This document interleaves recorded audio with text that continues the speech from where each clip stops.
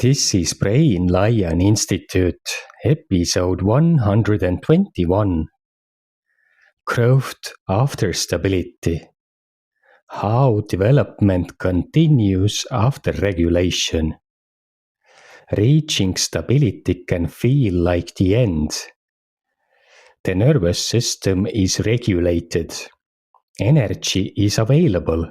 Life feels manageable. But biologically, this is not the end.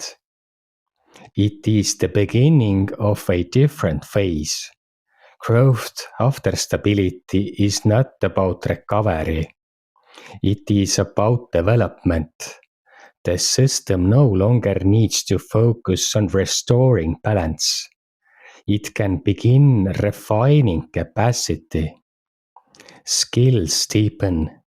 Attention becomes more precise. Energy is directed intentionally. This is where direction begins to matter. Not because of pressure, but because capacity allows choice. Growth becomes deliberate, not reactive.